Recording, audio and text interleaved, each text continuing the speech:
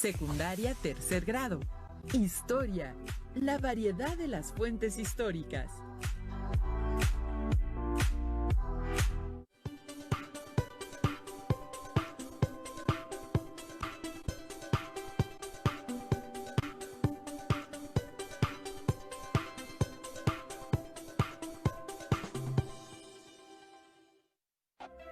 Sean bienvenidas y bienvenidos a su programa de historia, segundo grado en Aprende en Casa.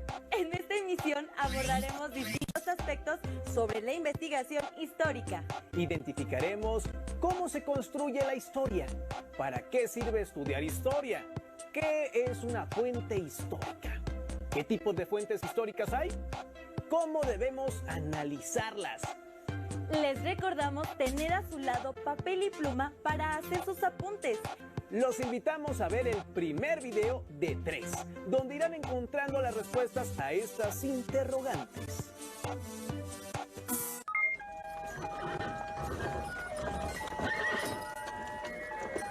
¿En qué consiste el estudio de la historia? ¿Solo es recordar nombres y conmemorar fechas cada año? Para las sociedades, ¿qué importancia tiene la historia? ¿Quiénes construyen la historia? Hablar de historia es hablar del tiempo, de las personas, del entorno, de lo que pasó antes y después, de lo que se vive hoy en día y de lo que sucederá en el futuro, de evidencias, fuentes o registros que han quedado como huellas y son herencia histórica de lo que somos, de dónde venimos y a dónde vamos. Día con día, se reproduce una forma de vida que es parte de una herencia histórica y, al mismo tiempo, están aconteciendo hechos y procesos que en el futuro serán la historia del país.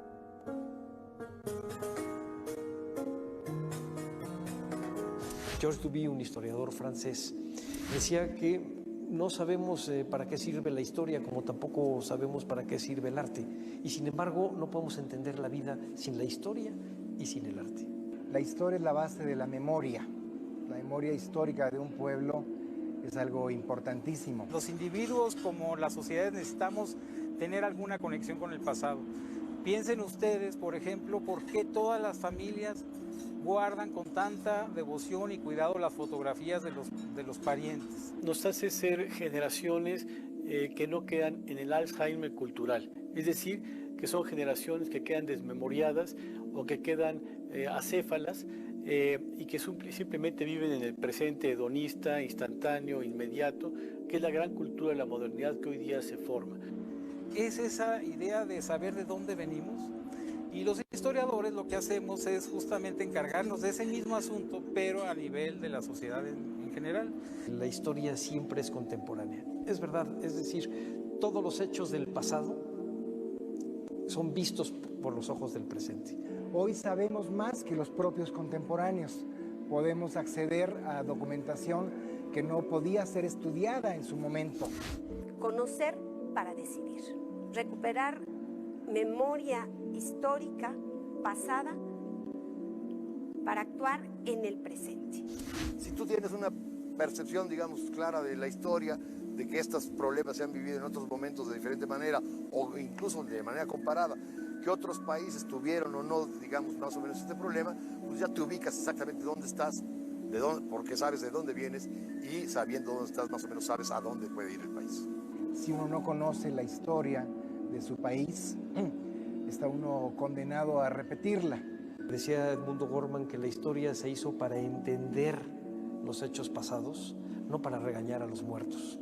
Es decir, se hizo para saber y entender, comprender por qué pasaron las cosas que pasaron y no para estar juzgando a los personajes de la historia. Y poder entender por qué las cosas ocurrieron así y no de otra manera. El contacto con la historia lo tenemos todos los días. En nuestro trabajo, a través de los oficios, la familia, los medios de comunicación y los distintos espacios de convivencia se reproducen creencias, tradiciones y formas de vida que a lo largo de generaciones se han mantenido. En las casas, las escuelas, los centros de diversión, de trabajo, todo lo que nos rodea, escuchamos, leemos y hacemos día con día son una forma de aprender y reproducir la historia del país. Personas de todas las edades participan en estos hechos y colaboran en la construcción histórica de la sociedad a la que pertenecen. La historia es una forma de mantener nuestra identidad.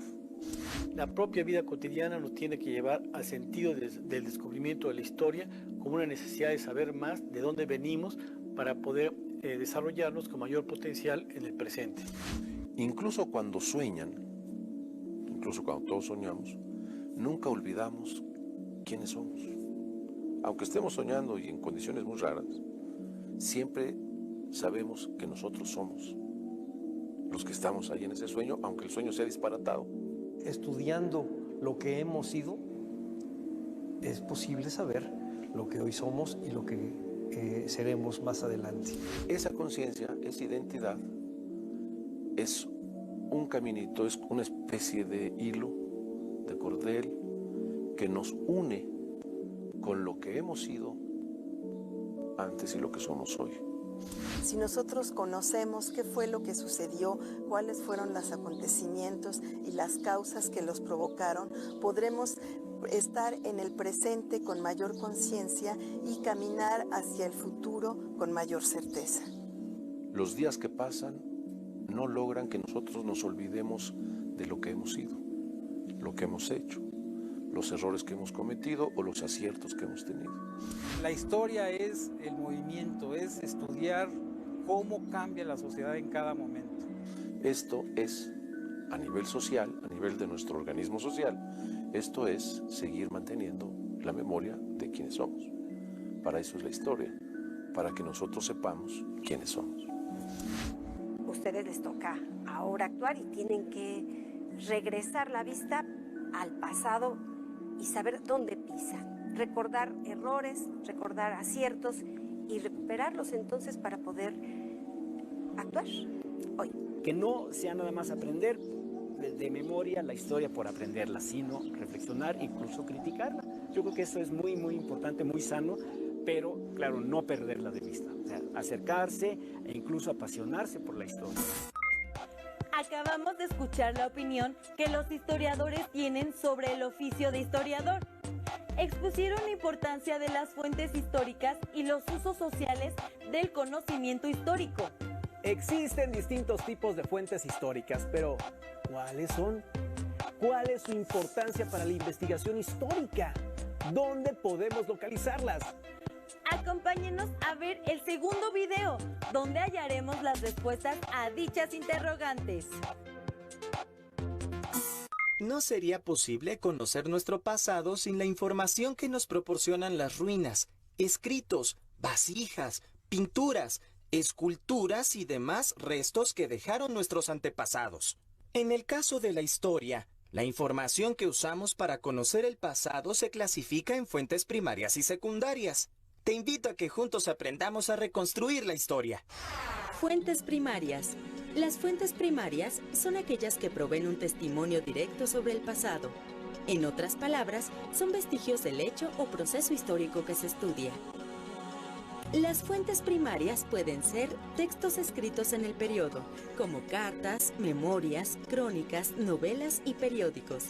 También pueden ser construcciones, artículos de uso cotidiano como vestimentas, herramientas o utensilios de cocina, pinturas, esculturas, fotografías y todo aquello que de primera mano ofrece un testimonio sobre el pasado. Dependiendo del periodo que se estudia, son el tipo de fuentes que se emplean. Por ejemplo, no podríamos usar fotografías para estudiar la Edad Media, pues en ese periodo aún no se habían inventado. Cada sociedad ha dejado diferentes huellas que hoy utilizamos para conocer lo que pensaban y cómo vivían las personas, cómo estaba organizada la sociedad, su sistema político y económico y cuáles eran sus valores y costumbres. Fuentes secundarias. Las fuentes secundarias son interpretaciones de las primarias, las elaboran los historiadores y nos proporcionan una explicación sobre los temas que analizan. Por ejemplo, los libros que has consultado en la biblioteca sobre los temas del curso son fuentes secundarias, reconstruyendo Pompeya a través de las fuentes primarias.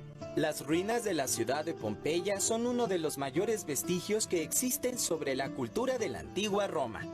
Esta ciudad fue destruida en agosto del año 79 de nuestra era, cuando el volcán Vesubio hizo erupción, cubriendo a toda la ciudad de gases, polvo y cenizas. La información sobre el suceso de la erupción se extrae de fuentes primarias como crónicas y cartas de personas que vivieron en la época en poblados cercanos, y de las ruinas de la ciudad que se conservaron debajo de las cenizas. Por los anuncios que había por toda la ciudad, sabemos que en Pompeya existía un particular gusto por el circo, que en aquel periodo presentaba combates de gladiadores.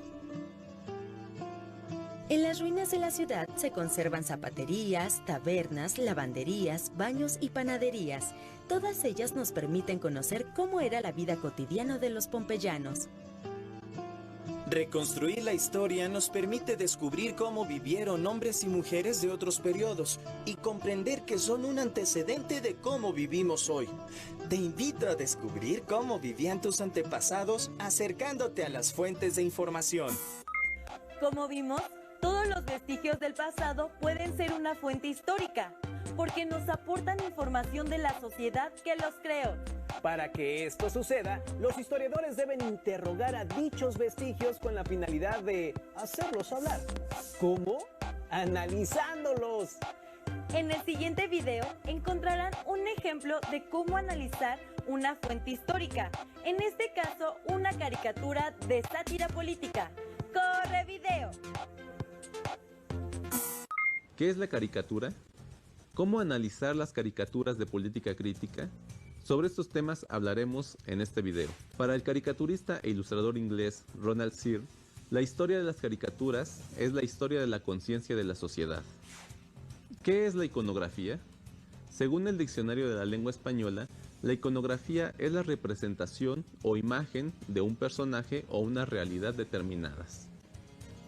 Sobre qué es la caricatura, el término caricatura viene del italiano caricare, que significa recargar, exagerar. Y esta manera de dibujar fue utilizada por primera vez por los hermanos Carracci, pintores de fines del siglo XVI y principios del siglo XVII. Según el historiador español del siglo XIX, Jacinto Octavio Picón, la caricatura es quizá el correctivo más poderoso, la censura que más han empleado en todo tiempo los oprimidos contra los opresores, los débiles contra los fuertes, los tiranos y hasta los moralistas contra la corrupción. Werner Hoffmann afirma: si es cierto que el ridículo mata, la caricatura es, sin duda, su arma más filosa. Así, la caricatura iguala a los poderosos con el resto de los mortales, los convierte en seres humanos con defectos y torpezas. Mientras que Rafael Barajas Durán, el Fisgón, dice: la técnica básica del dibujo satírico consiste en aislar el defecto físico, mental, social o moral de su modelo, está más cerca del conjuro que de la búsqueda de la estética. El verdadero caricaturista solo ve la esencia vituperable de su presa. El procedimiento es casi un acto de exorcismo, con la diferencia de que la caricatura no busca extraer los demonios de su paciente, sino simplemente exhibirlos. ¿Cómo analizar las caricaturas de política crítica? Los símbolos, en su momento tan claros, y los personajes, en su momento tan famosos, hoy han sido olvidados. Para comprender estas estampas hay que descifrarlas, como si de códices prehispánicos se trataran. ¿Quién era el personaje retratado? ¿A qué grupos pertenecía? ¿Qué intereses defendía? ¿Qué ocurría en la semana en que fue publicada? ¿Dónde se publicó? ¿Cuáles eran las normas estéticas de la época? ¿Qué significan los símbolos, lugares comunes o estereotipos utilizados por el dibujante? ¿Qué repercusiones tuvo la caricatura? ¿A qué partido, secta o fracción pertenecía el caricaturista? ¿Cuán talentoso, claro y preciso era? ¿Cuántas preguntas más nos tendremos que hacer para entenderlas? Todo esto es importante en la interpretación de una caricatura. A continuación, realizaremos el análisis de una caricatura, la cual se titula John Bull tomando un almuerzo, realizada en 1798. Cuando la observamos, quizá podamos entender muy poco porque no conocemos a los personajes, tampoco sabemos a qué se están refiriendo, Y entonces es aquí cuando tenemos que aplicar varias estrategias de análisis. La manera más fluida que podemos tener para interpretar es hacernos preguntas. Una de ellas, como ya lo habíamos mencionado anteriormente, es preguntarse quiénes están representados allí. Como no los conocemos, lo importante es ir identificando cada uno de ellos. En un principio podemos tener en cuenta que hay un personaje que acapara la gran parte de la imagen, que es un señor vestido de rojo, que parecería ser un burgués, que tiene un amplio vientre y que está comiendo. Aquí vendría otra pregunta, ¿qué es lo que está comiendo? Y si observamos los detalles nos encontramos que lo que se está llevando a la boca son barcos. Y si se observa todavía más a detalle, podemos ver que estos barcos tienen banderitas francesas. Entonces tenemos que es alguien que se está devorando a una serie de barcos franceses. Por otro lado, tenemos que hacia la derecha hay varios personajes que están allí de pie como en posición de cocineros o de meseros, pero que están vestidos como marinos, quizá capitanes. Y lo que tenemos es que lo que llevan en las charolas son todavía más barcos, al parecer también franceses. Aquí lo que tenemos ya es obviamente un panorama político. Se trata de alguien que se devora no uno a dos, sino a toda una flota o a varias flotas de barcos franceses. Si observamos con más detalle nos damos cuenta que en el centro hay un jarrón que tiene la leyenda relacionada con la cerveza inglesa. Y aquí esto sale a relucir, porque entonces tenemos que no solo se trata de alguien que come barcos franceses, sino que hay otro país, que es Inglaterra. Si observamos con más detenimiento, nos damos cuenta que en el sombrero que está colocado en el muro del fondo, debajo de él hay un papel que dice Napoleón en Egipto. Estos elementos nos dan idea de qué se puede estar tratando. John Bull dice: ¿qué más frigaces? ¿Por qué? ¿Dónde piensan que habrá espacio para guardar todo lo que traen?